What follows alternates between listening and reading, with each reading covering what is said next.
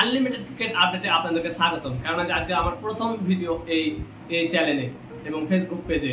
আমি আপনাদেরকে একটা কথা বলতে চাই, আজকে Punjab Kings versus Delhi Capitals এর ম্যাচ 58 নম্বর ম্যাচ। ম্যাচটি খেলা হবে ধরমশালা স্টেডিয়ামে এবং ম্যাচের কিছু গুরুত্বপূর্ণ পয়েন্ট টেবিলটা আমরা দেখে নেব। পাঞ্জাব কিংস রয়েছে 3 নম্বরে, তারা 15 পয়েন্ট নিয়ে, এবং দিল্লি ক্যাপিটালস রয়েছে 5 নম্বরে, তারা 13 পয়েন্ট নিয়ে। এবং যেই জিতবে, পাঞ্জাব যদি জিতে এই ম্যাচে, তাহলে পাঞ্জাবের পয়েন্ট হয়ে যাবে 17 এবং তারা প্রথম 1 নম্বরে চলে যাবে তাদের, এবং প্রথমে তারা কোয়ালিফাই করে যাবে, 17 পয়েন্ট হয়ে যাবে এবং তারা প্রথমে 1 নম্বরে জায়গা স্থান দখল করবে। এবং দিল্লি ক্যাপিটালস যদি জিতে যায়, তো দিল্লি ক্যাপিটালস তারা 2 নম্বরে চলে যাবে, কেননা যে তাদের 17 পয়েন্ট, তাদের 15 পয়েন্ট হয়ে যাবে, তারা 3 নম্বরে রয়ে যাবে, 15 পয়েন্ট রয়েছে। তো 15 পয়েন্টের তাদের প্লাস পয়েন্ট রয়েছে, কেননা যে প্লাস পয়েন্ট তারা 3-এ চলে যাবে এবং পাঞ্জাব কিন্তু নিচে নেমে যাবে, 4-এ চলে আসবে। তো যে জিতবে তার জন্য খুবই একটি ম্যাচ, এটি একটা গুরুত্বপূর্ণ ম্যাচ তাদের 2 টিমের জন্যই। তারা চাইবে 2 টিমই যে আমরা জিতে আগে থাকবো এবং কোয়ালিফাই করার চেষ্টা করব।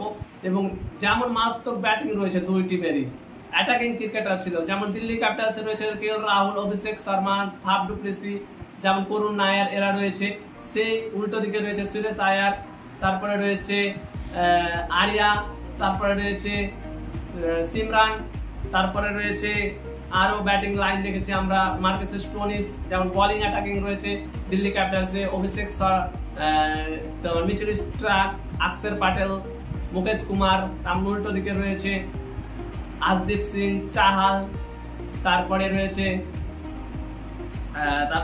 আরেকটি বোলিং রয়েছে যে আজমাতুন রয়েছে, আফগানিস্তানের যে বোলারটা, সে ভালো বল করছে।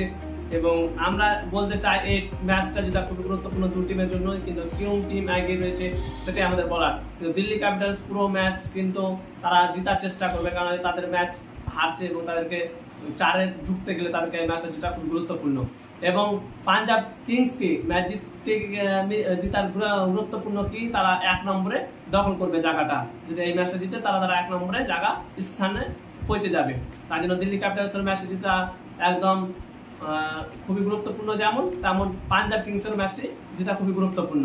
আমরা দেখলাম কালকে যেমন কলকাতা ভার্সেস চেন্নাই, কলকাতা টসে জিতে ব্যাট ফার্স্ট সিদ্ধান্ত নিয়েছিল এবং ব্যাট ফার্স্টের পর কলকাতা 179 রানের টার্গেটে 6 উইকেট হারিয়ে, এবং সেখানে চেন্নাই সুপার কিংস 19 ওভার 4 বলে 183 রান 8 উইকেটে, এবং তারা 2 উইকেটে ম্যাচটি চেন্নাই সুপার কিংস জিতে নিয়েছে। এবং কলকাতা নাইট রাইডার্স এখন 6.6-এ রয়েছে এবং চেন্নাই সুপার কিংস 10-এ রয়েছে।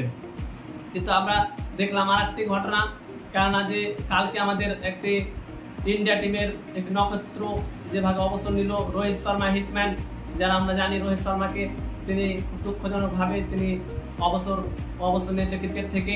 আমরা তাকে ধন্যবাদ দিতে চাই, কেন ইন্ডিয়া টিমকে তিনি অনেক গুরুত্বপূর্ণ ভূমিকা পালন করেছে এবং তিনি খুব সুন্দরভাবে স্যাক্রিফাইস করে নিজের টিমকে এগিয়ে নিয়ে গেছে এবং নিজের টিমের জন্য ভালো পারফরমেন্স করেছে। এবং টিমকে সঙ্গে যে মোটিভেশনাল, একসঙ্গে থাকার যে মোটিভেশনাল যোগাচ্ছে এবং সবাই তাকে সাপোর্ট করেছে, এবং তারা সবাই তাদেরকে অভিনন্দন জানাচ্ছে রোহিত শর্মাকে খুব সুন্দরভাবে ক্যাপ্টেন্সি করার জন্য ইন্ডিয়া হয়ে।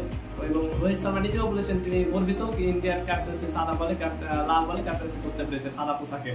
তাই জন্য আমি বলবো ম্যাচটি অবশ্যই দিল্লি ক্যাপিটালস ভার্সেস পাঞ্জাব ম্যাচটি খুবই গুরুত্বপূর্ণ হতে চলেছে। এবং গুরুত্বপূর্ণ এটার জন্য কি পয়েন্ট টেবিলের জন্য, পয়েন্ট টেবিলে পাঞ্জাব জিতলে 1-এ যাবে এবং দিল্লি জিতলে 3-এ চলে যাবে, এটাও ব্যাপার আছে ভাবার। কেননা যে সবাই জেতার জন্য মরিয়ে আছে। আইপিএল খেলাটা একদম চ্যালেঞ্জিং খেলা, বিশ্বের মধ্যে 1 নম্বর রয়েছে প্রিমিয়ার লিগের মধ্যে আইপিএল, আপনারা জানেন। তো তাই জন্য বলবো অবশ্যই খেলাটি দেখুন এবং খেলাটি দেখে মজা করুন এই ভিডিওটি। এবং কিছু জায়গায় কলকাতা নাইট রাইডার্স কালকে ম্যাচটা জিতা ছিল, কেননা যে কলকাতা নাইট রাইডার্সের ব্যাপারটা বলতে হচ্ছে, কেননা যে কলকাতা নাইট রাইডার্স কালকে ম্যাচটা জিতা ছিল, কেননা যে তারা পাওয়ার প্লে 5টা উইকেট পড়ে গিয়েছিল, তারপরে তারা বোলিং লাইন ক্যাপ্টেন্সি কিছু ভুল কারণে বোলিং দেওয়ার উলট পালটের জন্য তাদের ম্যাচটি হাত থেকে বেরিয়ে যায় এবং চেন্নাই সেখানে জয়লাভ করে। কিন্তু এখনো আশা করা যায় কি কলকাতা কোয়ালিফাই করতে পারে, কিন্তু অনেক রয়েছে, কেন যে কলকাতায় 2টা ম্যাচ জিততে হবে এবং মুম্বাইকে কিন্তু হারাতে হবে, আরো টিমে যেভাবে করণীয় আছে সেগুলো করতে হবে, কিন্তু তারা এলিমিনেটর থেকে বের হয়নি, তাদের আশা আছে এখনো, দেখা যাক কি হয়। সেটাই বলবো, আপনারা অবশ্যই চোখ রাখুন সন্ধ্যা 7টা 30 মিনিটে Delhi Capitals versus Punjab match. Thank you.